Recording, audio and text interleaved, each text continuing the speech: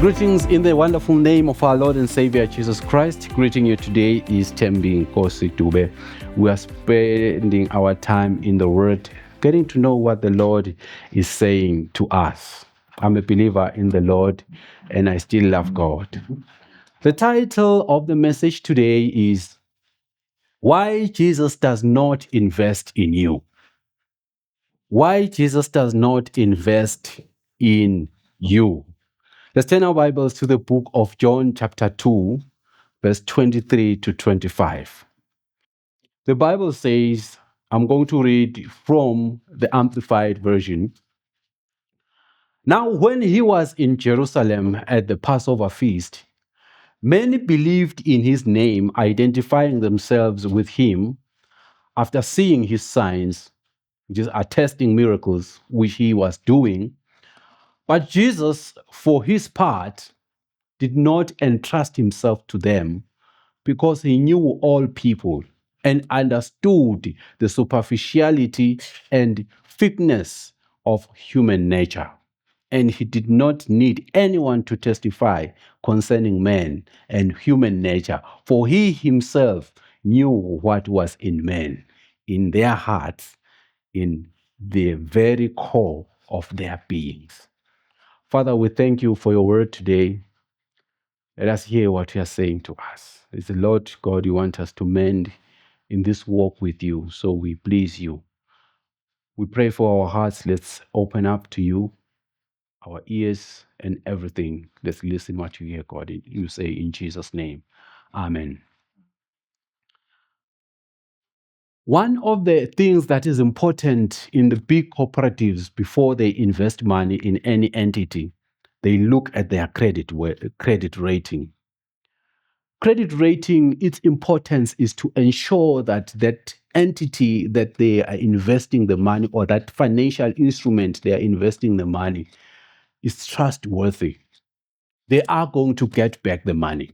Before you can invest your million, your thousand, your 100 billions of US dollars or a malangeni or whatever currency, you evaluate the trustworthiness of that entity. Further, we live in a world where identity counts. Who we associate you or who you are associated with counts.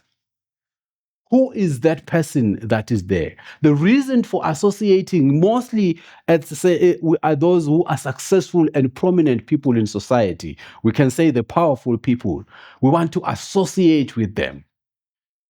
Now, we want that when we are associated maybe with them, they can use us or send us to do something on their behalf, which mostly is accompanied by pride and arrogance. Part of the association is to get the trust from the powerful person such that I can carry out his duties or duties under his name. But one thing we need to know is that character counts. For the I'll say powerful person, for him to trust you to do whatever task, he looks at your heart. How do you behave? Are you a puppet? Are you in questionable behavior or state of behavior? Do you really deliver on task? So if you are trustworthy and if you are a person he can put trust, then he's able to use you. Now, if I come to the text that we are reading today, we are looking into the plot is in Jerusalem. Jesus Christ has just chased out the people who were selling cows and selling oxen and sheep in the temple. He had just chased them out in the temple and cleaned the temple of his Father, who is God. And even the Jews that were there then questioned the authority that Jesus Christ had to do such an act of chasing people out of the church. Think of someone taking, you know what you are doing in this church. Maybe in the churches we have today, maybe they are singing or they are collecting an offering or they are collecting a burning session.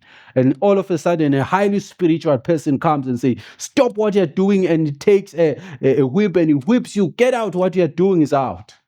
So Jesus Christ has performed that and they are questioning his authority. Now, in the very same town, there was this Passover which was continuing, and Jesus Christ By reading this text, you can understand that he continued to perform miracles, a lot of miracles. And remember, the Jews were people who did not believe that Jesus Christ was the Son of God. They had an attitude, time and again, they would question his position. That's why they even questioned his authority to chase them out of the temple because of what they were doing. But Jesus Christ was and is truly the Son of God. So these miracles, where we read, they made them to believe in the Lord. Amen. If you read from the ESV, it says, now when he was in Jerusalem at the Passover feast, many believed in his name when they saw the signs that he was doing. These people, they believed in the name of the Lord Jesus Christ because he was doing miracles. So as he performed the miracles, they believed in, note, in the name of Jesus Christ. The versions that we read, they say they associated, they identified themselves with him because of the miracles. Just like the person who is powerful, they wanted to have a relationship, to associate with him. But if we read John 5, verse 36, the Bible says, but I have greater witness than John's, for the works which the Father has given me to finish, the very works that I do bear witness of me that the Father has sent me. So the purpose of the miracles that Jesus Christ was performing was that they get to understand, or they see that Jesus Christ has been sent by God himself. Now, the Bible has said they were identifying themselves with Jesus Christ. In other words, they showed a connection or an association with Jesus Christ as a powerful person who was performing these miracles. They wanted to be close to God, to Jesus Christ. But note that they were associated with Jesus Christ just to be associated with him. They were not fully open to him, but just to be associated with him for whatever reason. Maybe they wanted to get the position, as he was also talking of his kingdom. They were thinking that Jesus Christ had something better for them. Now, one of the things that draws people to church are the miracles. If you can go to the churches where miracles happen, there are a lot of people.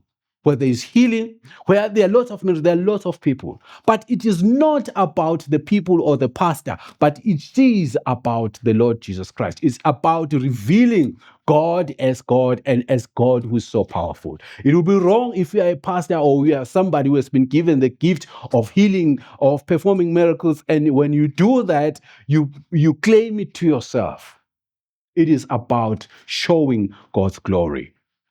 Now, there are examples of people that came to Jesus for selfish intentions, because people come to the body of Christ or to the church or to salvation or to to giving their life to Christ for different reasons. Like the one that we find here, they associated with Jesus Christ because of the miracles. If you read the Bible in the book of John, you find crowds following Jesus Christ, searching for him, and they finally find him. Jesus Christ had given them bread the previous day. But now, the second day, they searched for him. And Jesus Christ, being God himself, an omniscient God, he saw what was in them. And John 6, verse 26 to 27 says, Jesus answered them and said, most assuredly I say to you, you seek me not because you saw the signs, but because you ate of the loaves and were filled. Do not labor for food which perishes, but for food that endures to the everlasting life, which the Son of Man will give you, because the Father has set his seal on him. They had an intention of getting food. We just want to get food and be full. Some people are in church, or some people are claim to be Christians because they want food. They don't have a relationship with Jesus Christ that is so deep. They just want food. They want the healing. They want the blessing. They want the warmth. They want the association with the church. In our culture, it is common that I go to church such that they can bury me. You just want to associate with Jesus.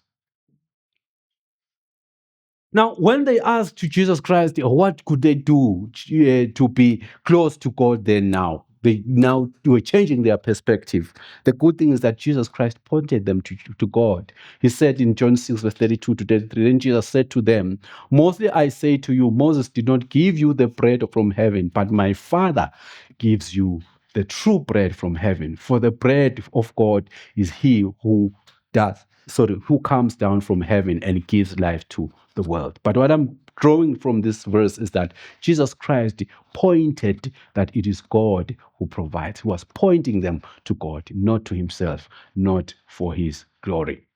The other situation that shows people coming to God or praising God falsely is when they were accusing disciples of Jesus Christ for not washing their hands. The story is found in Matthew chapter 15, verse 8. Matthew chapter 15, where the disciples did not wash hands as per the traditions of the Jews. Jesus Christ had to respond that these people draw near to me with their mouths and honor me with their lips, but their heart is far from me. How many people sing gospel music today, yet they don't have a relationship with God? How many people are leading praise and worship team? How many people are preaching today, yet it's a lip service? How many people pray today, yet it is a lip service? How many people claim to be highly spiritual, yet it's a lip service? They don't have the relationship with Jesus. They're just associating, they are claiming that they are in a relationship with Jesus Christ. So Jesus Christ, seeing the deep part of a person, knows your intentions in anything you do. He knows why you are here. He knows why you are in church. He knows why you sing. He knows why you pray. Maybe your praying is just a lip service. Even your singing is a lip service. Maybe even your preaching is a lip service. You are just preaching what you don't live. God knows that. Now, Jesus' position is the other thing that we should look into. Jesus did not allow what he saw to deceive him. He did not just look at the people and say, oh, because they are now believing, and he was happy. But being God, he knew the heart, he knew the hearts of a person. And he did not, some versions say he did not entrust. Some say he did not put trust in, he did not invest in them. Why? Because they were just worshiping, they were just there because they wanted to associate. They had not opened up and believed the message of Jesus Christ, that he was truly the Son of God. Jesus knew that they were superficial. That's what the Amplified says, which refers to something that exists on the surface. They are just on the surface. They are not deep. They are lacking the deep roots. They are superficial. And then he talks about flickness, which refers to instability or changing character. Today they are this, tomorrow they are that. Jesus Christ knew that it is part of human nature, so he didn't concentrate on that. Sometimes we look at people, we think they are going to assist us in anything that we do in life, and you forget your focus or what you're supposed to do because you want an approval from the people. Yet, you should know what God has sent you to do. Know your purpose in life. Back to this story, I just see that Jesus Christ understood that, these people, they are not truly in me. So I cannot invest in them. Because you are just associating with Jesus Christ, associating with the church, associating with Christianity, you haven't opened up. Maybe let me start with someone who does not have a relationship with Jesus Christ. You come to church, you participate maybe in the praise team, you play the drums, you play the keyboards, you do everything, yet you don't have a relationship with Jesus Christ. You are just associating. Jesus Christ can see that, oh, Tembos has just been to church, he hasn't opened up to me, and therefore I cannot invest my precious things in him. There are precious things that are there that God has in store, but he cannot because you are not there 100%. There are those who are Christians, Although they have opened up to Jesus Christ to come into their heart, they have not wholly allowed him to control every sector of their life. They have not totally yielded their lives to the leadership of the Holy Spirit and God detecting what to do in their lives. Bazalwane, there are things today that we don't receive. There are these miracles that we read about in the Bible, these great things that God can do that we don't receive. Why? Because we are not trustworthy. Our hearts are not 100% into trusting God. He can see that although you pray, it is not sincere. It's a lip service. Though you attend church, it's just for register. Though you attend, you sing, it's just to make noise. There are things that God will not invest in you. Why? Because you haven't opened up to Him. Jesus Christ realized that these people, their nature hasn't been changed to that yields to my direction. There are things that you will lose in your life that you will never see because you are failing to open up to God. Now, because we should know that Jesus Christ knows those who trust in him and those who are true to him. If you read John 10, verse 27, the Bible talks about sheep. He says, sheep hear my voice and I know them and they know me. Note that he says, I know them. God knows each and every one of us, our status to his relationship, if we are truly doing what we are doing sincerely to him or we're doing it just to associate. Now, John 10:28 says, I give them, which is the people who know, I give them eternal life, is referring to the sheep, and they shall never perish, neither shall anyone snatch them out of my hands. Those Jesus Christ knows that their hearts are in him 100%. He will protect them and no one will snatch them out of his hand. If you are a true believer in God and you have opened your heart fully to him, you will never be snatched by the enemy out of your life. Now, there are dangers of not committing to God. The verse has revealed, as I've explained, that Jesus Christ cannot invest to someone who hasn't opened up 100% to him, who does not fully trust. You see, when we commit to God, we mean that we stand in him and we are there. We believe he is our God. We talked earlier of our prayers that we make to God. You know, God can know that, this prayer that this one is making, is wobbling, just empty statements. Though he says I'm a powerful God, he does not believe that I'm powerful.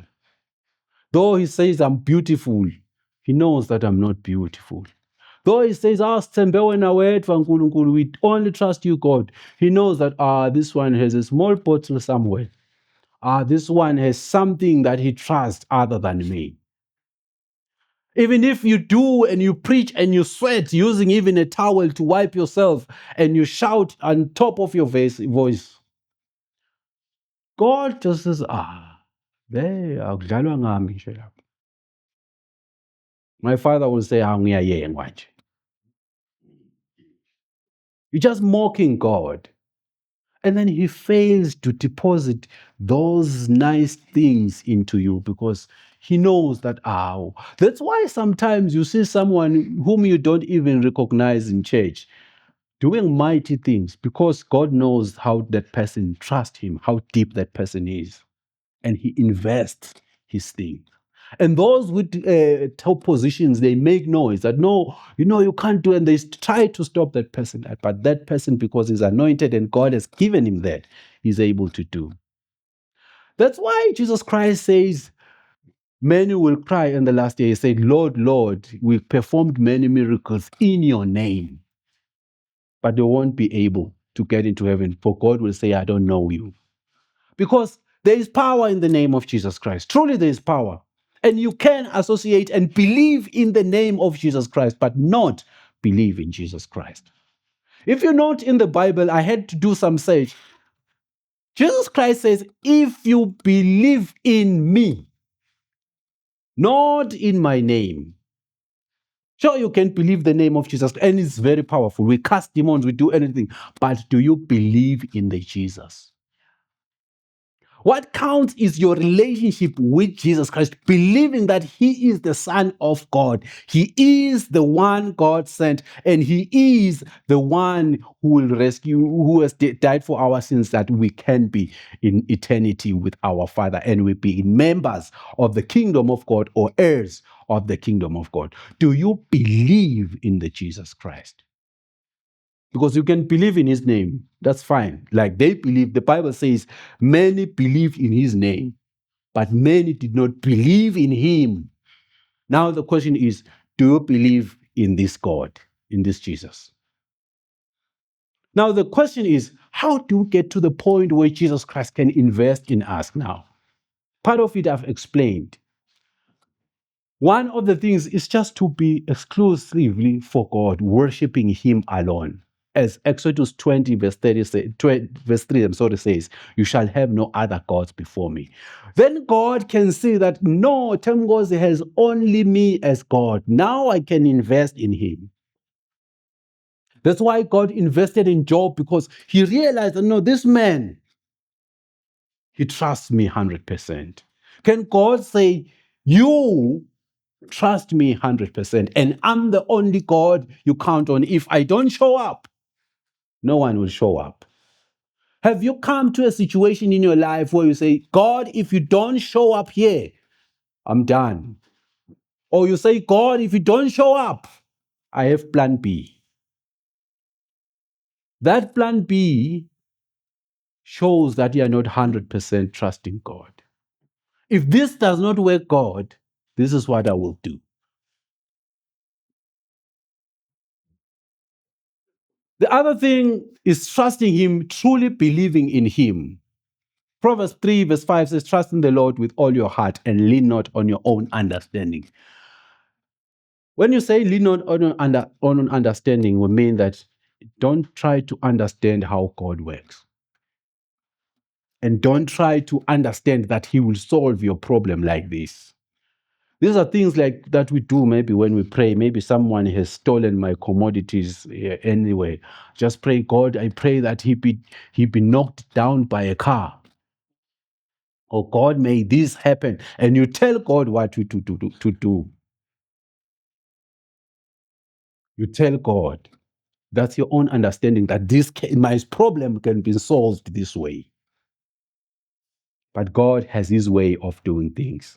John 14 verse 12 says, the answered prayer, most surely I say to you, he who believes in me, the works that I do will do also more, and greater works than this he will do, because I go to the Father. That is the he who believes in him, trusting in him, putting our trust in him. There's a lot that the Lord is going to him.